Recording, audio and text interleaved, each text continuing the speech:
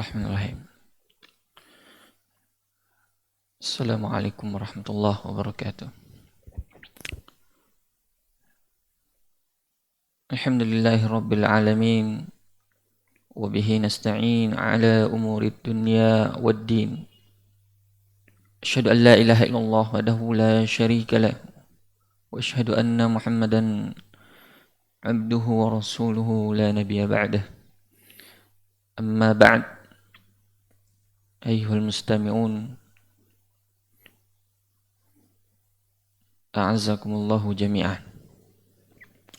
Alhamdulillah kita kembali melanjutkan kajian kita yang mana pada kali ini kita membahas masalah khusyuk di dalam solat ya, kiat-kiat khusyuk di dalam solat. Kita tidak lanjutkan dulu kajian Arba'in Nawawi atau 50 pondasi dalam Islam. Insyaallah pada kesempatan ini kita akan berbicara tentang kiat-kiat khusyuk di dalam solat.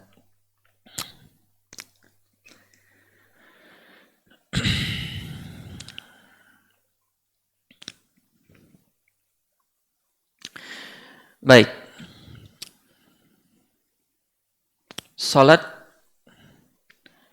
tentu kita tidak perlu ragukan lagi tentang urgensi dan pentingnya dalam agama kita.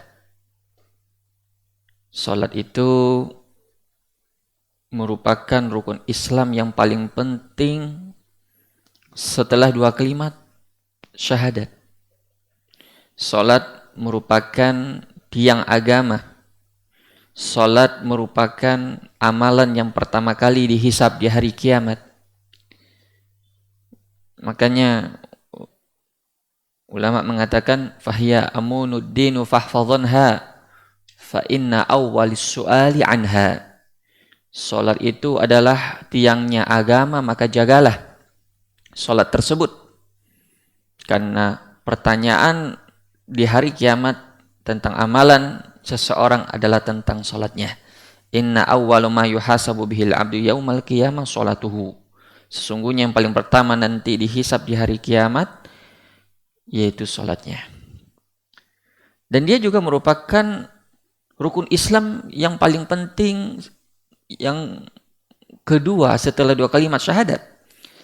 Karena ulama mengatakan saniyatul arkani lil islami tanha anil fahsya'i wal athami. Sungguhnya salat itu merupakan rukun Islam yang kedua yang merupakan pencegah dari perbuatan keji dan dosa. Qurratu ainil mustafa fiha kama an nafsihi akhbara nassan muhkama. Sebagaimana salat juga merupakan penyejuk jiwa bagi baginda Rasulullah sebagaimana yang beliau kabarkan tentang dirinya dari nas-nas yang sangat banyak. Di antaranya qum ya Bilal arihna bis shalah. Berdiri wahai Bilal, istirahatkanlah kami dengan salat. Wa ju'ila qurratu aini fis shalah. Dan Allah menjadikan penyejuk jiwaku pada salat. Salat merupakan tiang agama atau rukun Islam yang kedua. Itu kita sudah pernah berlalu pada kitab pembahasan hadis Jibril. Ketika Nabi ditanya tentang Islam. Akhbirni anil Islam. Wahai Muhammad, beritahu saya apa itu Islam. Lalu Nabi menjawab dengan 5 rukun Islam, dan yang keduanya adalah al-Islam an tasyhada an la ilaha illallah wa anna Muhammadar Rasulullah wa tuqimus shalah. Islam itu adalah engkau bersaksi bahwa tiada yang berhak disembah selain Allah dan Muhammad itu Rasul utusan Allah, dan wa tuqimus shalah, engkau mendirikan salat. Mendirikan salat kita garis bawahi di sini. Kalimat iqamah, ya apa maknanya mendirikan di sini? Kenapa tidak dibilang sekedar sholat saja? Kalau kita lihat dan kita cermati dalam Al-Quran maupun dalam hadis, itu selalu datang dengan lafaz iqamah. Misalnya Allah berfirman misalnya, ya ayyuhallazina amanu idza qumtum ilas shalah. Wahai orang-orang yang beriman, apabila kamu hendak mendirikan salat. Begitu juga dalam hadis ini. Wa tuqimus shalah, engkau mendirikan salat. Lalu apa makna mendirikan salat? Kenapa bukan dikatakan sekedar salat saja? Apakah beda antara mendirikan salat dengan sekedar menunaikan salat saja? Jawabannya beda. Mendirikan salat itu berbeda dengan sekedar salat saja.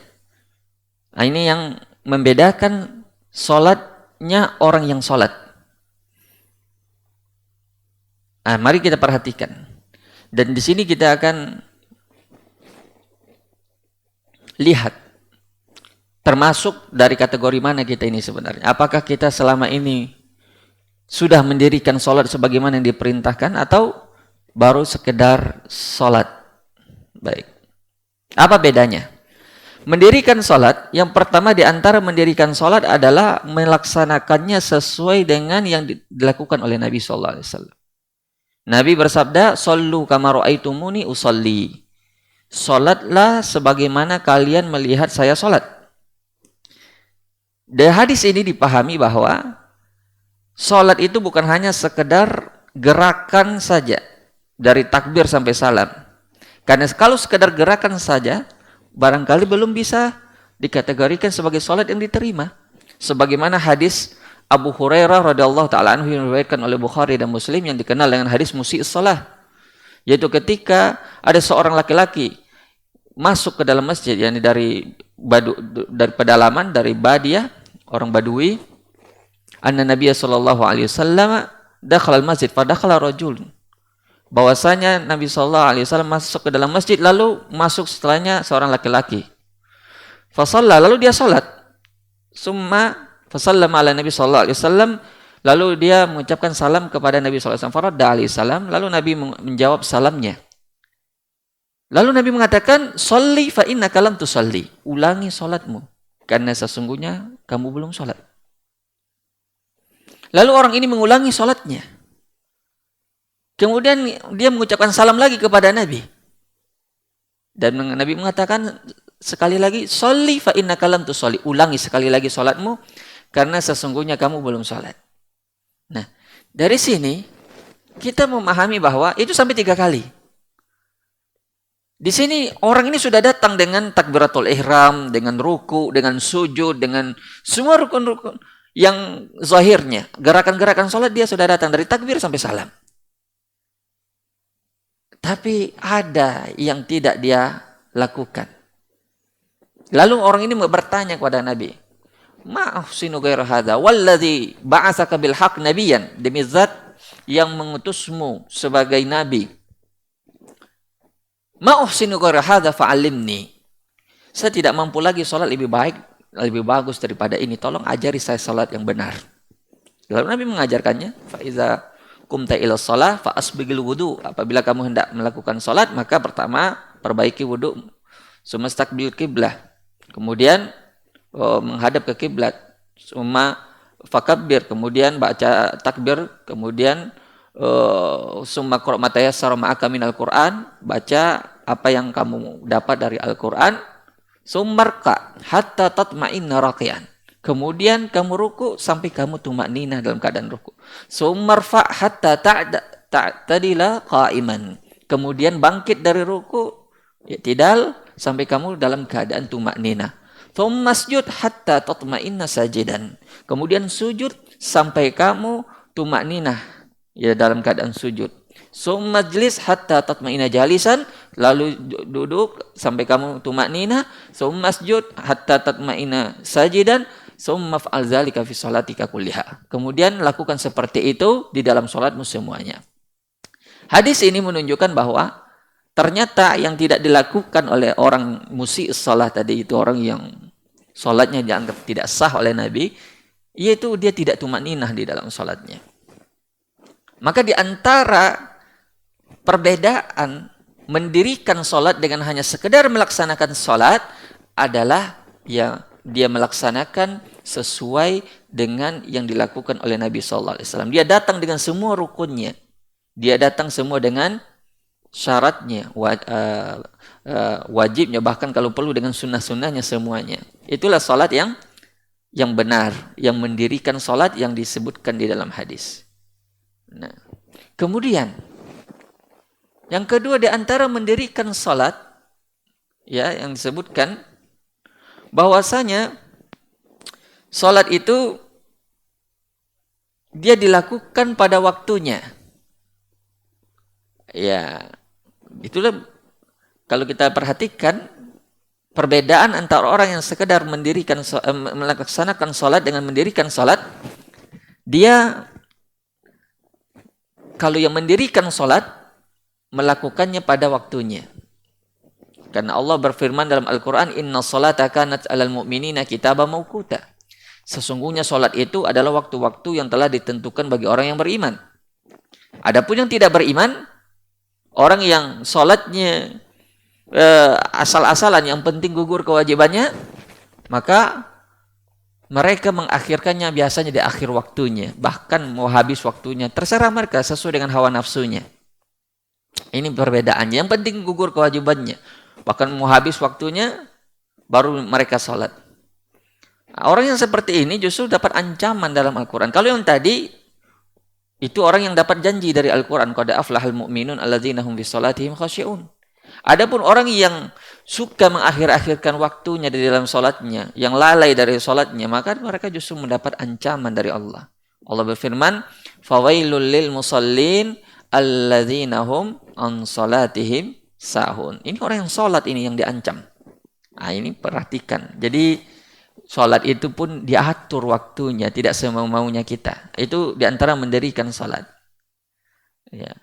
Di antara mendirikan salat sebagaimana yang disebutkan dalam hadis, ayu amalin habbu ilallah atau ayu amalin afdal, qala as-salatu li waqtiha. Yaitu salat pada waktunya. Amalan yang paling disukai oleh Allah, yang paling afdal adalah salat di waktunya. Jadi tidak mengakhir-akhirkannya.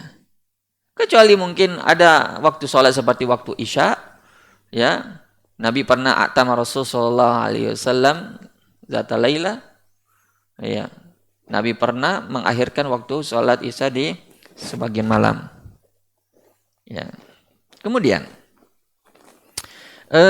di antara mendirikan sholat itu khusyuk di dalamnya. Inilah yang jadi poin penting pada pertemuan kita ini, yaitu khusyuk di dalam sholat. Khusyuk di dalam sholat itu bukan berarti ya dia apa ya? Khusyuk itu secara bahasa dulu definisinya adalah tunduk, takut, ya. Itu definisi khusyuk secara bahasa. Kemudian khusyuk di dalam sholat itu merupakan rohnya sholat. Khusyuk di dalam sholat merupakan roh dari sholat. Karena sholat tanpa khusyuk sama dengan sholat tanpa roh. Makanya kalau ada orang yang sholatnya sekedar gerakan, itu yang membedakan sholat di antara orang. Bisa jadi dia sama-sama bertakbir, sama-sama salam, tapi berbeda-beda pahalanya. Nah, sudahkah kita mengkoreksi sholat kita? Barangkali yang penting sholat, sudah selesai sholat, ya sudah selesai.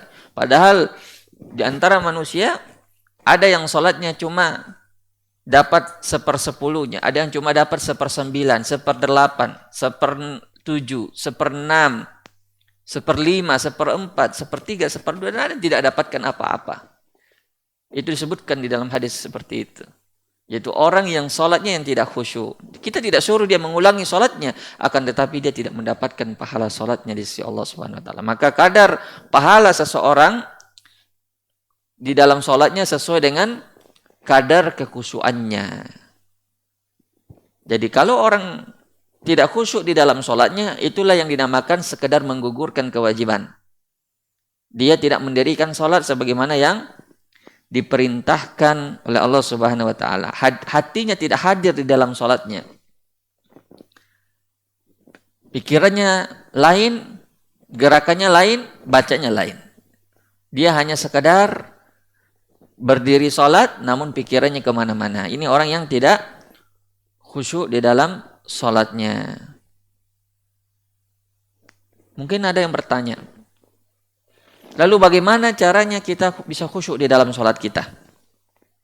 Bagaimana kiat-kiatnya? Bagaimana caranya Banyak cara disebutkan oleh para ulama dan itu tentu tidak bisa kita bahas dalam satu pertemuan ini. Tapi paling tidak kita akan sebutkan 3 saja yang harus dimiliki seseorang jika ingin khusyuk di dalam sholatnya. Yang pertama, hudurul qalb. Hadirnya hati ketika dia sholat. Hadirnya hati ketika dia sholat. Hadirnya hati ini sangat erat kaitannya dengan kadar keimanan seseorang kepada hari akhirat. Dan kadar penghinaan atau pandangan dirinya terhadap dunia yang hina dina. Jadi kalau orang besar keimanannya pada akhirat dan dia menghinakan dunia dengan sehina-hinanya, maka akan hadirlah hatinya di dalam sholat. Dan sebaliknya, tidak akan mungkin seseorang itu akan khusyuk di dalam sholatnya kalau imannya kepada akhirat lemah. Tidak mungkin seseorang akan hadir hatinya di dalam sholatnya kalau hatinya tergantung kepada dunia. Bukankah itu sudah kita rasakan sendiri? Coba kalau kita sholat, sedangkan hati kita masih memikirkan bisnis kita, masih memikirkan masalah keluarga kita, anak dan istri kita, masih memikirkan perkara dunia kita. Bisakah kita merasakan enaknya sholat? Khusyuknya sholat? Tentu dipastikan tidak bisa. Maka itu kembali kepada kadar kekuatan imannya. Kapan seseorang kuat imannya, maka dia akan hadir hatinya di dalam sholat. Lalu bagaimana caranya supaya hati ini bisa hadir di dalam sholat? Banyak faktornya. Di antara faktor yang bisa menyebabkan hati kita itu hadir di dalam sholat kita adalah kita menyelesaikan perkara-perkara dunia kita terlebih dahulu sebelum kita sholat. Seperti misalnya disebutkan di dalam hadis, kalau ada makanan terhidang, itu kita tidak boleh sholat dulu kalau kita dalam keadaan lapar. Karena itu akan mengganggu kekhusyuan kita. Bayangkan kalau banyak orang yang salah paham terhadap hadis ini. Nabi SAW bersabda, la salata bi khadrati ta'am wa huwa yudafi'u al-akhbathan. Tidak boleh orang sholat saat makanan sudah dihidangkan dan saat dia melawan atau sedang menahan kentut dan kencingnya. Itu hadis. Kadang orang salah paham. Wah, kalau kita makan dulu baru sholat, nanti berarti mendulukan dunia daripada sholat. Ini salah. Ini pemahaman yang keliru. Kalau seseorang sudah lapar dan kebetulan hidangan sudah tersedia, maka dia makan dulu. Kalau waktunya masih lapang. Kenapa? Karena sempat dia sholat dulu dan makanan sudah terhidang, sudah bisa dipastikan dia akan diberi waswas oleh setan. Yang akan datang sebentar lagi hadisnya, itu tentang hadis orang yang diwaswas oleh setan khanzar. Itu sudah dipastikan. Makanya itu di antara hikmah nabawiyah. Makanya tidak bijaksana seseorang itu kalau dia lapar dan hidangan sudah tersedia, dia sholat terlebih dahulu. Itu tidak bijaksana. Itu menyelisih hadis. Dan hukumnya makruh. Sebagaimana halnya orang yang menahan kentut dan kencingnya ketika dia salat. Masyaallah hadirin yang dirahmati Allah Subhanahu wa taala. Itu di antara kiat agar hati kita hadir di dalam salat. Kuatkan iman kita. Kuatkan keimanan kita kepada Allah Subhanahu wa taala dan hindari semua hal-hal yang bisa merusak konsentrasi kita di dalam salat kita. Bahkan ada salaf yang ketika dia salat teringat kebunnya, ini agak ekstrem sekali sedikit ya. Dia ingat kebunnya di dalam salatnya. Selesai salat dia jual itu kebunnya. Lalu ditanya, "Kenapa kamu menjual kebunmu?" "Karena inilah yang mengganggu saya dalam salat saya." Mungkin kita juga tidak bisa melakukan itu ya. Misalnya dalam sholat kita ingat motor kita dikunci apa belum? Ya, silakan dijual kalau mau khusyuk dalam sholatnya. Karena motor yang mengganggu kita di dalam sholat. Atau ingat mobil misalnya, silakan jual mobilnya. Ya itu salaf asli itu baru salaf yang sebetulnya. Mereka lebih mementingkan kekhusyuan daripada dunia mereka. Tapi tentu ini ijtihad pribadi ya, ijtihad pribadi. Jadi kalau seandainya memang Kita sering diganggu misalnya oleh HP kita misalnya, ya sudah, jual HP-nya. Supaya tidak diganggu lagi. Nanti beli baru lagi diganggu lagi. Nah, jadi solusinya memang seperti yang dikatakan Ibnu Qayyim, ketika seseorang berada di bawah pohon, lalu dia ingin ketenangan. Dia dengar suara burung berkicau sehingga dia tidak tenang. Maka orang itu menghalau itu burung. Ketika burung itu dihalau, burung itu pergi. Tapi ketika dia tidur, burung itu datang kembali. Maka itu bukan cara yang bijaksana untuk menghilangkan was-was atau menghilangkan gangguan hati kita. Maka Ibnu Qayyim mengatakan yang paling bagus adalah caranya dia potong itu pohon. Sehingga burung itu tidak kembali. Itu adalah analogi. Bagaimana seseorang menghilangkan itu gangguan hati ketika dia sholat. Jadi kalau misalnya ada yang mengganggunya ketika sholat, jangan cabang yang dipotong tapi langsung akarnya. Ya kalau cabangnya dipotong, dia akan tumbuh lagi, datang lagi. Itu yang dijelaskan oleh Ibnu Qayyim. Jadi itu yang pertama, hudurul qalb, hadirnya hati di dalam sholat, itu sesuatu yang wajib bagi seseorang agar bisa sholatnya khusyuk, agar hatinya hadir ketika dia sholat.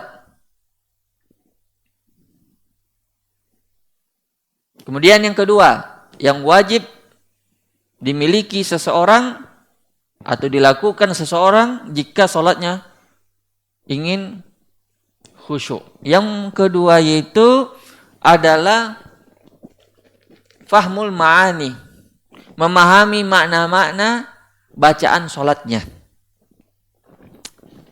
Karena kalau seseorang fokus pada bacaan yang dia tidak paham maknanya, itu susah dia. Susah untuk khusyuk. Bagaimana dia mau khusyuk terhadap sesuatu yang tidak dia pahami? Itu sederhana sekali logikanya. Ketika seseorang membaca Alhamdulillahirabbil alamin, apa yang dilahirkan oleh hatinya ketika dia tidak paham apa yang dia baca dari Al-Fatihah yang dia baca? Padahal kalau dia paham apa yang dia baca, itulah yang akan melahirkan kekhusyuan.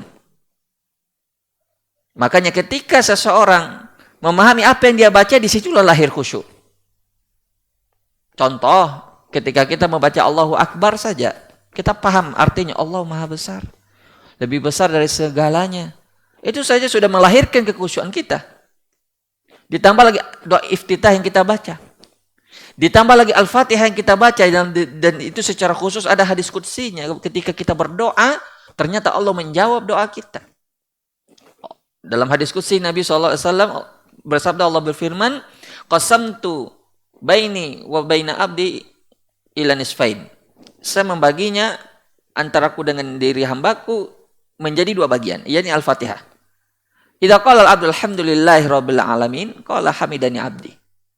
Apabila hambaku mengucapkan alhamdulillahirabbil alamin, Allah menjawab, hambaku memujiku. Wa idza qala ar-rahmanir rahim, apa dijawab oleh Allah? Qala asna alayya 'abdi. Hambaku menyanjungku.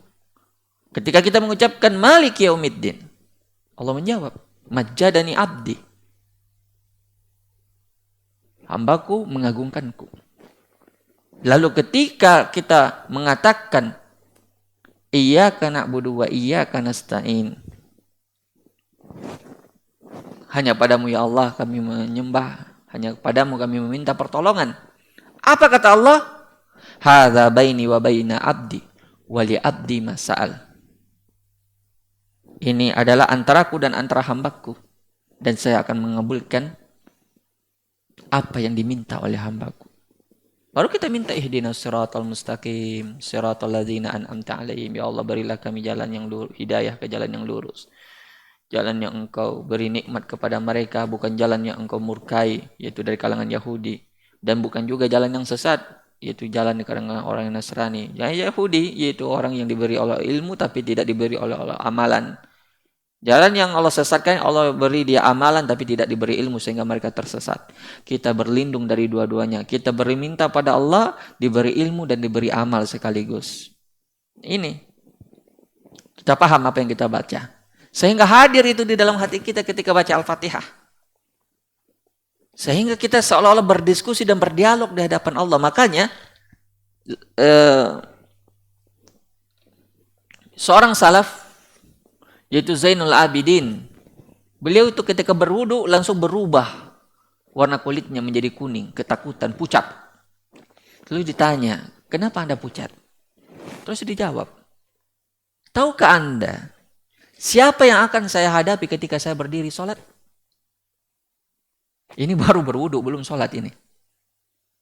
Bagaimana dengan kita? Kita berdiri di hadapan Allah itu seolah-olah tidak merasakan apa-apa. Ini menandakan apa? Sebelum sholat saja kita sudah merasa khusyuk. Bagaimana ketika sholat? Itu susah menghadirkannya. Makanya seseorang itu harus paham. Makanya apalagi ketika dia berdoa dalam sholatnya, dia sudah berdiskusi langsung dengan Allah. Dan Allah menjawab. Dan itu dia kabarkan kepada kita. Jadi kita tentu tidak mendengar jawaban Allah karena itu gaib. Tapi kita tahu jawaban Allah dari mana? Dari hadis tadi. Dan itu semua doa kita dijawab oleh Allah Subhanahu wa taala. Jadi harus kita pahami makna setiap bacaan kita. Itu tidak bisa tidak. Kalau kita tidak paham, biasanya akan muncul was-was dari setan. Was-was dari setan. Was-wasnya apa? Diingatkan kita masalah-masalah yang mungkin kita sebelumnya tidak ingat. Masalah-masalah yang mungkin kita sebelumnya tidak pikirkan. Masalah-masalah yang istilahnya dia itu hadir di saat ketika kita sholat. Cuma hadirnya di saat kita sholat. Mungkin masalah pekerjaan kah? Masalah kita dengan istri atau anak kah? Masalah dengan kantor kah? Masalah dengan kolega dan seterusnya. Atau dengan teman dan seterusnya. Banyak sekali masalah. Padahal sebelumnya kita tidak pikirkan. Nah itulah was-was dari setan khinzab. Atau khanzab yang benar. Setan khanzab. Bagaimana sahabat pernah mengadu kepada Nabi Rasulullah, saya diberi was-was. Saya ketika membaca dia merasakan was-was. Lalu Nabi mengatakan, zalika syaitan yuqalu lahu khanzab. Itu setan yang namanya adalah khanzab. Apabila kamu mendapatkannya lagi, maka berta'awuz lalu tiupkan disertai sedikit dengan air liur ya, tiupkan ke arah kirimu sebanyak 3 kali. Ya. Lalu sahabat itu pun mengamalkannya dan dia hilang darinya was-was tersebut. Ya. Itu bisa jadi diakibatkan oleh kosongnya dari tadabbur dari makna bacaan yang dia baca. Padahal kalau dibilang sahabat tentu paham apa yang dia baca. Orang dia orang Arab, ya kita kan masalahnya kita tekankan harus memahami maknanya karena kita bukan orang Arab. Jadi kita harus pelajari bahasa atau bacaan bahasa Arab yang kita baca dalam sholat kita. Karena bukan bahasa kita. Maka kita harus pahami. Orang yang paham saja maknanya bisa tertimpa ini was-was, apalagi yang tidak paham. Dan yang paling penting daripada itu adalah ketika seseorang tidak paham apa yang dia baca, dia bagaimana bisa khusyuk. Karena kekhusyuan itu muncul dari bacaan yang dia baca. Kalau seandainya bacaan itu tidak ada guna-gunanya untuk dipahami, sudah kita sholat diam-diam saja, pakai gerakan saja umpamanya sampai salam. Pakai gerakan saja, tidak perlu membaca. Tapi itulah gunanya itu membaca. Bacaan itulah yang menghadirkan kekhusyuan dalam hati kita. Nah bagaimana kekhusyuan itu bisa hadir kalau kita tidak paham apa yang kita baca? Nah ini jadi masalah. Makanya itu yang kedua. Harus paham makna bacaan yang kita baca. Dan yang ketiga. Yang ketiga yaitu ta'zimullah. Yaitu mengagungkan Allah Subhanahu wa ta'ala. Apa maksud ini mengagungkan Allah Subhanahu wa ta'ala? Ini yang ketiga yang mesti ada dari orang yang ingin khusyuk di dalam sholatnya. Tidak bisa tidak. Mengagungkan Allah itu lahir dari 2 hal. Itu bisa muncul kalau seseorang ingin mengagungkan Allah, dia harus kenal dulu siapa Allah. Ma'rifatullah. Siapa dia Allah itu? Sehingga kalau dengan kenal Allah, dia akan kenal keagungannya. Dan yang kedua, dia harus kenal siapa dirinya. Dia seorang hamba yang hina di hadapan Tuhannya. Jadi dua ini harus ada dalam pengagungan Allah. Dia harus kenal siapa Allah dan dia harus kenal siapa dirinya. Mengenal Allah tentu harus dengan ilmu. Karena Allah itu gaib. Kita tidak pernah melihat Allah, bertemu dengan Allah tidak pernah. Jadi dari mana kita bisa kenal Allah? Ya kita belajar. Kita pelajari dari Al-Quran, pelajari dari hadis Nabi. Siapa itu Allah? Dan Allah lah yang paling tahu tentang dirinya. Allah kabarkan kita dalam Al-Quran. Maka dengan itu kita belajar asma wa sifat. Dan itulah kelebihannya Ahlussunnah wal Jamaah yang tidak mentakwil, mentaktil macam-macam. Ahlussunnah wal Jamaah itu kuat keimanannya kepada Allah. Kenapa? Karena mereka mengikuti keimanannya para salaf. Ketika Allah bilang misalnya Allah turun, kita iman. Amanna, kami beriman. Beda lagi orang yang tidak beriman, ketika bilang Allah turun ke langit dunia sepertiga malam terakhir, dia bilang, masa Allah turun? Berarti kalau Allah turun, arsy kosong. Kalau Allah turun sepertiga malam dunia menurut mana? Ini orang akal-akalan. Tidak ada imannya di situ. Sehingga dia tidak melahirkan rasa takut. Adapun orang yang memiliki iman terhadap asma wa sifat dengan keimanannya para salaf akan melahirkan itu rasa takut. Oh, ternyata sepertiga malam terakhir ini Allah akan turun ke langit dunia. Sebagaimana disebutkan juga pada hari Arafah, Allah akan turun ke langit dunia untuk membanggakan hamba-hambanya yang wukuf di Arafah kepada para malaikat. Itu memiliki kedudukan tersendiri di hati kita. Allah sedang mengagungkan, sedang membanggakan kita di hadapan para malaikatnya. Begitu juga datang sepertiga malam terakhir, ya, waktu yang kita nanti-nantikan. Kenapa? Karena Allah turun. Itu di antara buah dari orang belajar tentang asma wa sifat yang benar. Dengan demikian dia mengenal Allah. Kita meyakini bahwa Allah itu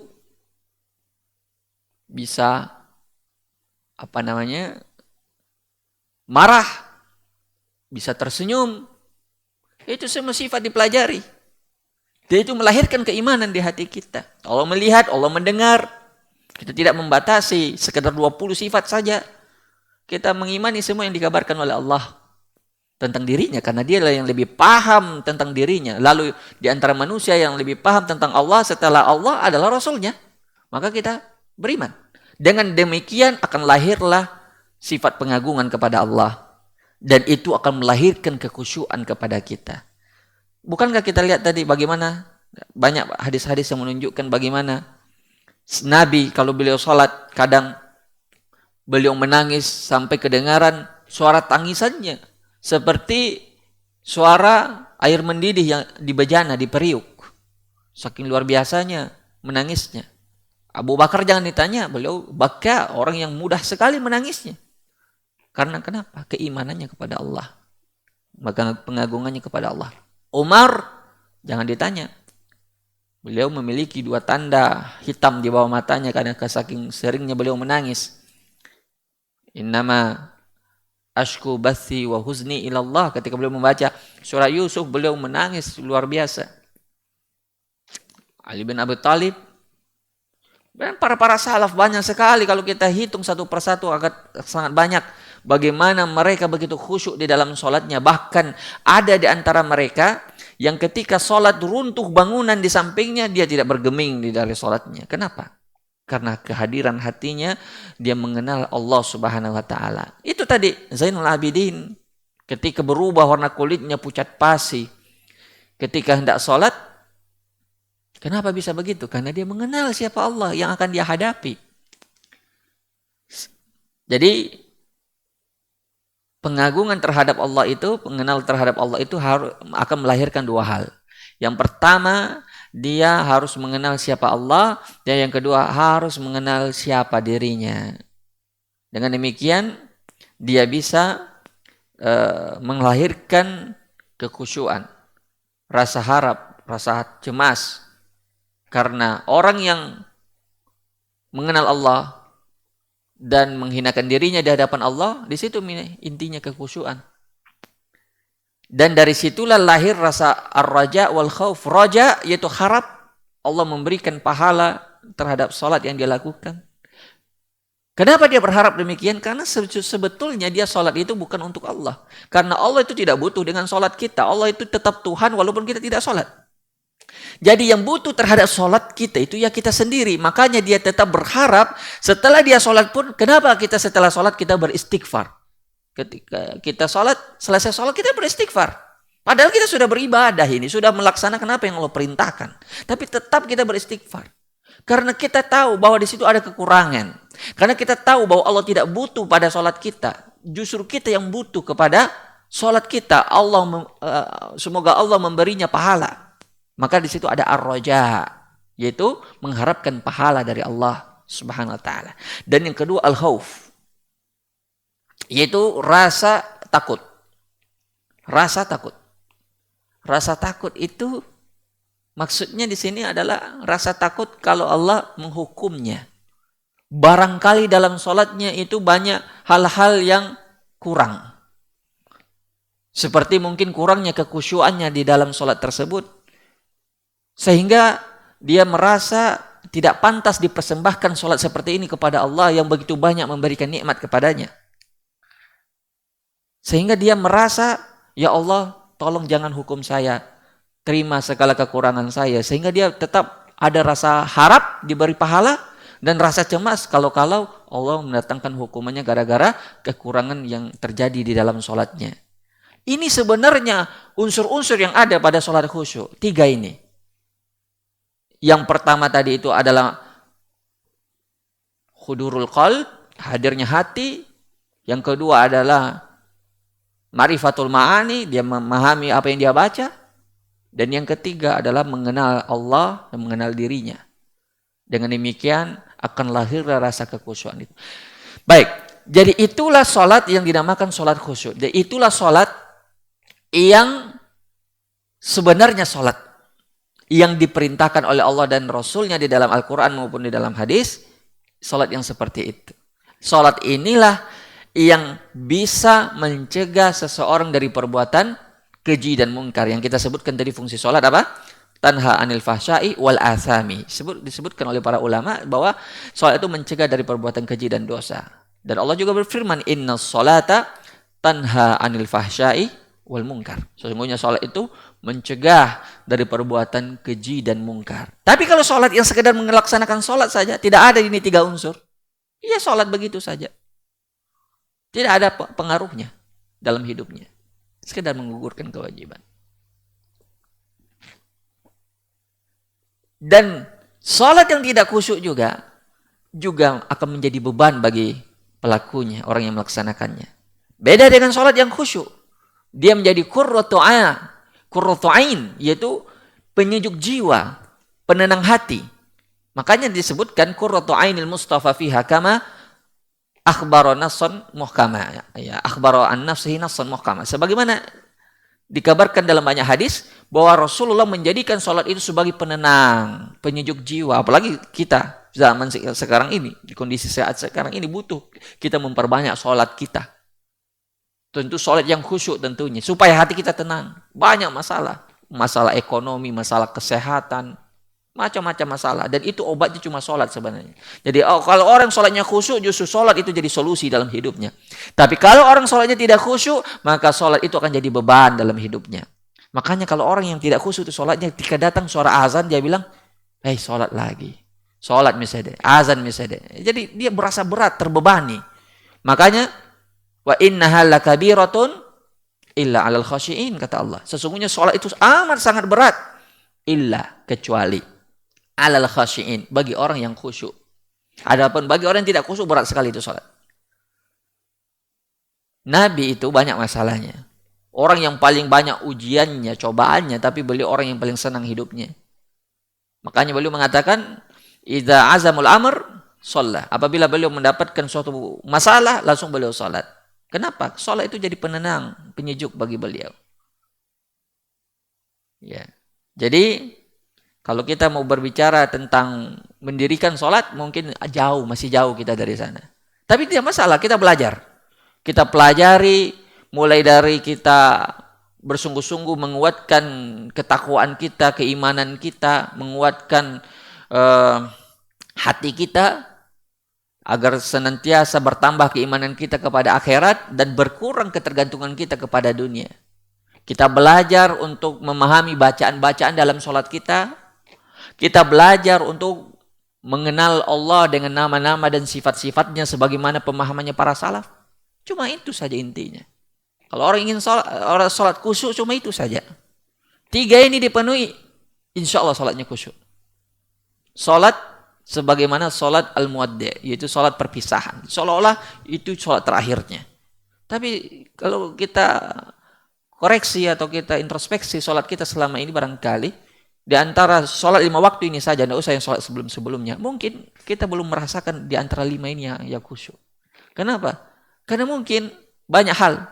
Hati kita masih cinta dunia, akhirat masih jauh dari hati kita. Ditambah lagi mungkin tidak paham apa yang kita baca. Ditambah lagi kita tidak mengenal Allah, kita tidak belajar. Sehingga apa? Sholat khusyuk masih jauh dari kita. Sekarang sholat kita hanya masih sekedar menggugurkan kewajiban. Yang penting sholat selesai. Tapi setelah ini mudah-mudahan, kalau ilmu kita berkah, tentu kita akan mulai belajar. Bagaimana bacanya, bagaimana kita bisa mempelajari tentang Allah dan memperkuat keimanan kita kepada hari kiamat. Dan terakhir, pada pembahasan kita ini disebutkan oleh para ulama anna in qubila yuqbal syairul amal aw la fayasuf qatu ya khusran lam tuqal anna lahu ribhu ma'al izhabi li ra'si malin ya ulil albabi. Bahwasanya kalau sholat kita itu sudah benar, sudah khusyuk, maka sholat tentu itu menjadi kabar gembira bagi kita di akhirat. Karena yang pertama nanti dihisab sebagaimana yang kita katakan tadi, yaitu amalan sholat kita. Apabila sholat kita diterima, maka yang lain insya Allah diterima. Tapi kalau sholat kita tidak diterima, alangkah meruginya kita. Makanya dikatakan amatarul fustata yaza indama amuduhu yaskutu minhun hadama. Ini bagus pemisalannya. Tidakkah kamu melihat sebuah tenda? Apabila tenda itu runtuh, itu dimulai dari tiangnya. Begitu juga sholat. Sholat, kalau seseorang agamanya mau rusak, itu dimulai dari sholatnya. Makanya seseorang itu, kalau mau lihat baik apa tidaknya agamanya, lihat sholatnya. Karena itu ulama mengatakan waman yakun sholatuhu qad dayya'a kana li ghairiha yaqinan atya'a. Siapa yang menyia-nyiakan sholatnya, maka selain sholat pasti lebih dia sia-siakan lagi. Maka kalau orang sudah meremehkan sholat, tidak mau belajar, apalagi kita ini bercerita sholat khusyuk, dianggap remeh saja sama dia, itu sudah dipastikan jelek agamanya. Kenapa? Waman yakunu sholatuhu qad dayya'a kana yaqinan li ghairiha atya'a. Siapa yang terbiasa menyanyiakan itu sholat atau sholatnya, maka selain sholat lebih dia sia-siakan lagi. Maka barometer agama seseorang dilihat pada sholatnya. Dia menjaga waktunya, dia menjaga sunnahnya, dia menjaga khusyuknya, rukunnya, syaratnya, semua dia jaga. Ini bagus agamanya. Kalau sholat dia memberi perhatian yang besar, maka aman yang lainnya insya Allah. Tapi sebaliknya, kalau dia asal-asalan sholatnya, waktunya dia sering lalaikan, itu sudah catatan merah. Itu sudah dipastikan sholatnya agamanya tidak bagus. Nah, kemudian disebutkan ya wa aslul la'nil mub'adil matrud huwa imtina'uhu minas sujudi. Wa aslul la'nil mub'adil matrudi huwa imtina'uhu minas sujudi. Dan asal mula iblis dilaknat oleh Allah, diusir dari surga, huwa imtina'uhu minas sujudi, yaitu dia tidak mau bersujud. Dan ini ada kesamaan. Ini sini letak kesamaan orang yang tidak mau sujud kepada Allah. Yaitu sama-sama tidak mau sujud. Antara dia, orang yang tidak mau sholat itu, dia tidak mau sujud kepada Allah. Dengan iblis tidak mau diperintah sujud ketika diperintah sujud kepada Adam. Ini diantara urgensi-urgensi sholat yang mungkin ya kita semua sudah paham. Maka intinya bahwa kalau kita mau khusyuk, maka kita harus tahu tentang pentingnya dulu sholat. Kemudian setelah itu kita pelajari 3 poin tadi. yaitu yang pertama hadirnya hati, maknanya bacaan dari sholat kita, dan yang ketiga yaitu tentang mengenal Allah Subhanahu wa taala. Setelah itu insya Allah taala mudah-mudahan setelah ini sholat kita lebih baik dan kita lebih menikmati sholat kita, bukan lagi terasa menjadi beban. Dan itulah mungkin juga rahasianya kenapa dulu para salaf mampu berdiri sholat dengan sangat lama sekali. Imam Abu Hanifah, bahkan Utsman bin Affan itu mengkhatamkan Al-Quran dalam satu malam di dalam sholatnya. Itu luar biasa. Itu tidak lain tidak bukan adalah karena mereka khusyuk di dalam sholatnya. Wallahu ta'ala alam, mudah-mudahan Allah subhanahu wa ta'ala memberikan kita kekhusyuan di dalam sholat kita. Dan mudah-mudahan Allah subhanahu wa ta'ala menolong kita agar kita bisa mempelajari agama ini dan mengamalkannya dalam kehidupan kita. Wallahu ta'ala alam. Subhanahu bihamdik asyhadu an la ilaha illa anta astaghfiruka wa atubu ilaik. Assalamualaikum warahmatullahi wabarakatuh.